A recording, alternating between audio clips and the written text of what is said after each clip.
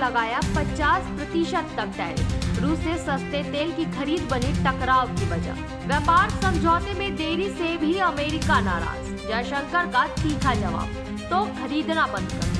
60 अरब dollar के निर्यात पर खतरा मंडराया। भारत बोला अपने किसानों और उद्योगों के साथ समझौता नहीं। निर्यात 70% तक गिरने के अनुमान, लाखों नौकरियां खतरे में। सरकार ने कहा यह अस्थायी संकट है, घबराए नहीं।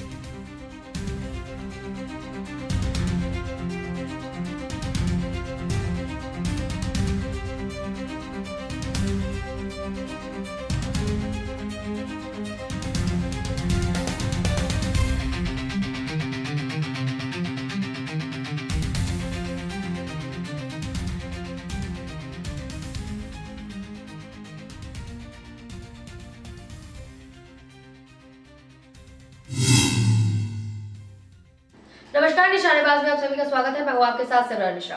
भारत और अमेरिका के बीच व्यापारिक संबंधों में तनाव उस समय अपने चरम पर पहुंच गया जब अमेरिका ने भारत के कुछ सामानों पर 50% तक का भारी आयात शुल्क यानी कि टैरिफ लगा दिया। ये कदम दोनों देशों के बीच चल रहे व्यापारिक विवाद में एक बड़ा मोड़ है, जिसके पीछे कई जटिल राजनीतिक, आर्थिक और भू रणनीतिक कारण है। यह विवाद केवल टैरिफ का नहीं बल्कि राष्ट्रीय हितों, भू राजनीतिक संरेखन और वैश्विक शक्ति संतुलन का है। अमेरिका द्वारा भारत पर 50% का टैरिफ लगाने के मुख्य 2 कारण बताए गए हैं। रूस से कच्चे तेल की खरीदी और व्यापार समझौते की बातचीत में देरी। पहला, रूस से कच्चे तेल की लगातार खरीदी। अमेरिकी वित्त मंत्री स्कॉट बेसेंट और व्हाइट हाउस के व्यापार सलाहकार पीटर नवारो जैसे अधिकारियों का कहना है कि भारत रूस से रियायती दरों पर कच्चा तेल खरीदकर परोक्ष रूप से यूक्रेन के खिलाफ रूस के युद्ध प्रयासों को वित्त पोषित कर रहा है। उनका तर्क है कि यूक्रेन युद्ध से पहले भारत रूस से 1% से भी कम तेल खरीदता था, जो अब बढ़कर 42% हो गया है। अमेरिका ने इसी के विरोध में पहले से मौजूद 25% टैरिफ के ऊपर 25% का अतिरिक्त दंडात्मक शुल्क लगाया, जिससे कुल टैरिफ 50% हो गया। अमेरिका का मानना है कि भारत को रूस पर लगे प्रतिबंधों का सम्मान करना चाहिए ताकि रूस की अर्थव्यवस्था कमजोर हो और वो युद्ध बंद करे। व्यापार समझौते की बातचीत में देरी। बेसेंट ने यह भी कहा कि टैरिफ की उच्च दरें केवल रूस से तेल खरीद के कारण नहीं, बल्कि दोनों देशों के बीच चल रही व्यापार समझौते की बातचीत की धीमी गति भी एक प्रमुख कारण है। उन्होंने उम्मीद जताई थी कि मई या जून 2025 तक दोनों देशों के बीच कोई समझौता हो जाएगा, लेकिन ऐसा हुआ नहीं। एक अमेरिकी प्रतिनिधिमंडल ने छठे दौर की बातचीत के लिए नई दिल्ली आने की अपनी योजना भी रद्द कर दी थी। अमेरिका का मानना है कि भारत इस बातचीत को जानबूझकर लंबा खींच रहा है ताकि वह अपने संवेदनशील क्षेत्रों जैसे कि कृषि और छोटे निर्माताओं को अमेरिकी प्रतिस्पर्धा से बचा सके। भारत ने अमेरिका के इस कदम को अनुचित और अन्यायपूर्ण बताया है। भारत सरकार का कहना है कि वो अपने राष्ट्रीय हितों की रक्षा के लिए रूस से तेल खरीदना जारी रखेगा। विदेश मंत्री एस जयशंकर ने इस मुद्दे पर अमेरिका को तीखा जवाब देते हुए कहा कि अगर अमेरिका को भारतीय तेल या रिफाइंड उत्पादों से समस्या है तो वह उन्हें खरीदना बंद कर दे। उन्होंने ये भी सवाल उठाया कि जब चीन, जो भारत से भी ज़्यादा रूसी तेल खरीदता है, तो उस पर कोई प्रतिबंध नहीं लगाया गया, तो सिर्फ भारत ही क्यों निशाना बनाया जा रहा है।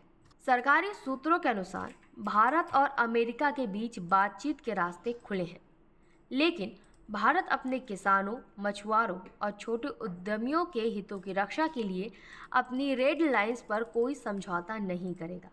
भारत का मानना है कि अमेरिकी उत्पादों को भारतीय बाजारों में पूरी तरह से खुला छोड़ना भारतीय उद्योगों के लिए हानिकारक होगा।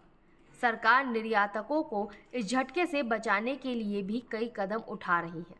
ये नया 50% टैरिफ 27 अगस्त 2025 से लागू हो गया है और इसका भारतीय निर्यात पर गंभीर प्रभाव पड़ने की आशंका भी जताई जा रही है। निर्यात में भारी गिरावट। ग्लोबल ट्रेड रिसर्च इनिशिएटिव की एक रिपोर्ट के अनुसार लगभग 60.2 अरब डॉलर के भारतीय निर्यात पर यह टैरिफ लागू होगा। इससे कपड़ा, रत्न और आभूषण, समुद्री उत्पाद और चमड़े के सामान जैसे श्रम गहन क्षेत्रों को सबसे अधिक नुकसान होगा।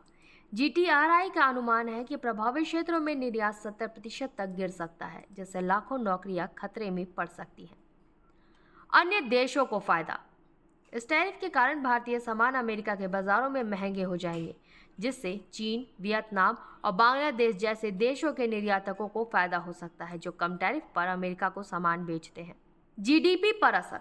विशेषज्ञों का मानना है कि इन टैरिफ के कारण वित्त वर्ष 2026 में भारत की GDP वृद्धि में 0.4 से 0.5% तक की कमी आ सकती है, जिससे निजी निवेश और रोजगार पर भी असर पड़ेगा।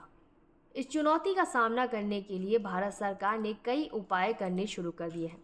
सरकार ने निर्यातकों को भरोसा दिलाया है कि यह एक अस्थायी चरण है और इससे घबराने की कोई ज़रूरत नहीं है। वैकल्पिक बाजारों की तलाश। भारत सरकार निर्यात को बढ़ावा देने के लिए चीन, लैटिन अमेरिका, मध्य पूर्व, अफ्रीका और दक्षिण पूर्व एशिया जैसे नए बाजारों की पहचान कर रही है। भारत इन क्षेत्रों के साथ नए व्यापार समझौते पर जोर दे रहा है ताकि अमेरिका पर निर्भरता कम हो सके। आत्मनिर्भरता पर जोर। प्रधानमंत्री नरेंद्र मोदी ने आत्मनिर्भरता और स्वदेशी पर जोर दिया है ताकि देश की अर्थव्यवस्था आयात पर कम निर्भर रहे। सरकार का लक्ष्य है कि भारतीय उद्योग अपनी घरेलू जरूरतों को पूरा करने में सक्षम है। घरेलू सुधार।